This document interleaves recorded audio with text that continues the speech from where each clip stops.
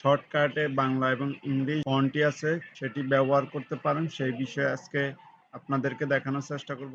Hi viewers, কেমন আছেন সবাই? আশা করি সবাই অনেক ভালো আছেন। তো আজকে আপনাদেরকে দেখানোর চেষ্টা করব কিভাবে আপনারা শর্টকাটে বাংলা এবং ইংলিশ যে ফন্টটি আছে কিভাবে আপনারা শর্টকাট সেটি ব্যবহার করতে পারেন সেই বিষয়ে আজকে আপনাদেরকে দেখানোর চেষ্টা করব। তো এই টিপসটি আপনাদের জন্য খুব গুরুত্বপূর্ণ, কারণ বিষয়টি হচ্ছে আমরা যখনই কোনো কিছু আমরা লিখতে যাই সেই ক্ষেত্রে আমাদেরকে অনেক সময় বাংলা এবং ইংরেজি একই সাথে আমাদেরকে কিন্তু লিখতে হয় বা এখানে টাইপ করতে হয়। সেই ক্ষেত্রে আমাদেরকে কি কাজ করতে হয় সেটি হচ্ছে আমরা এখান থেকে ফন্ট যে অপশনটি আছে এটিতে আমরা গিয়ে সেই ফন্টটি সিলেক্ট করতে হয় এবং বাংলা এবং ইংলিশ দুইটি সিলেকশন করতে কিন্তু আসলে আমাদেরকে মাউসের ব্যবহার করতে হয়। তো আজকে আপনাদেরকে যে বিষয়টি দেখানোর চেষ্টা করব, আপনারা কিবোর্ডের মাধ্যমে কিভাবে শর্টকাটে আপনারা এই দুইটি কাজ করতে পারেন সেই বিষয়ে আপনাদেরকে দেখানোর চেষ্টা করব।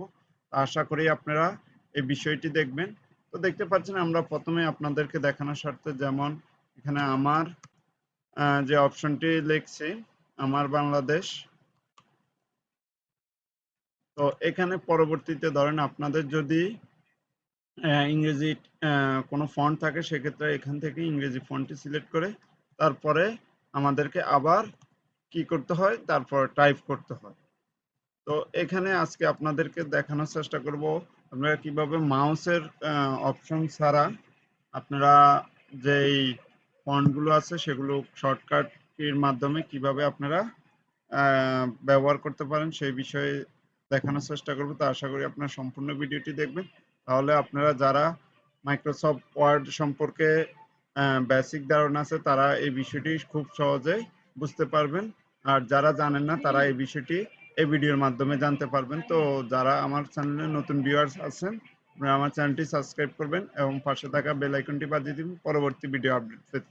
আর যারা আগে সাবস্ক্রাইব করছেন তাদেরকে অসংখ্য ধন্যবাদ। তো চলুন আমরা ভিডিওটি শুরু করি। তো প্রথমে আপনারা মাইক্রোসফট ওয়ার্ডে আসার পরে বা মাইক্রোসফট ওয়ার্ড 2010 বা 2021 প্রায় সবগুলাতে আমাদের সেম প্রসেস।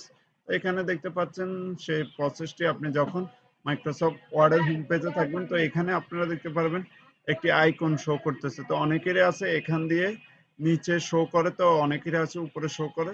তো এখানে আপনারা যে কাজটি করবেন এই অপশনটির উপরে ক্লিক করবেন। ক্লিক করলে দেখতে পাচ্ছেন নিচে একটু স্ক্রল করে আসবেন, এখানে মোর কমান্ড যে অপশনটি আছে মোর কমান্ডে ক্লিক করবেন। মোর কমান্ডে ক্লিক করার পরে দেখতে পাচ্ছেন এখানে পরবর্তীতে যে অপশনটি আছে সেটি হচ্ছে যা কাস্টমাইজ রিবন। তো কাস্টমাইজ রিবনে ক্লিক করবেন।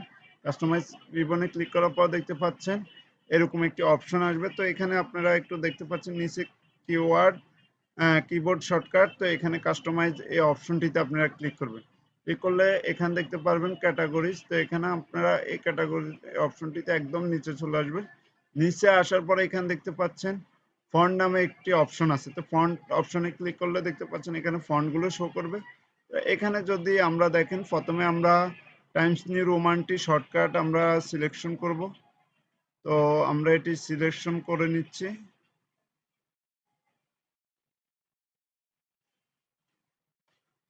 তো দেখতে পাচ্ছেন এখানে আমরা যে টাইমস নিউ রোমান শর্ট এই ফন্টটি সিলেক্ট করে এখানে দেখতে পাচ্ছেন পেজ নিউ শর্টকাট কি। তো এখানে আপনারা আল্ট শিফট চেপে ধরে কন্ট্রোল টি প্রেস করবেন, তাহলে দেখতে পাচ্ছেন এখানে আল্ট শিফট টি অপশনটি চলে আসবে। তারপরে আমাদের কাজ শেষ। এখানে আমরা এসএনজে ক্লিক করব, তারপরে এখান থেকে ক্লোজ করব, তারপরে এখান থেকে আমরা ওকে বাটনে ক্লিক করব।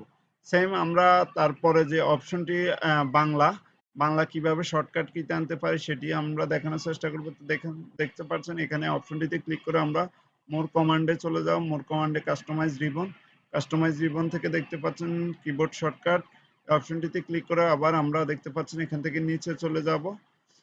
ফন্টে ক্লিক করব। ফন্টে ক্লিক করে আমরা দেখতে পাচ্ছেন বাংলা হচ্ছে সুতুনি এমজি। আমরা যারা বিজয় 52 ইউজ করে থাকি তো এখানে সুতুনি এমজি। তো এখানে আমরা সুতুনি এমজি যে ফন্টটি আছে সেটি আগে বের করব।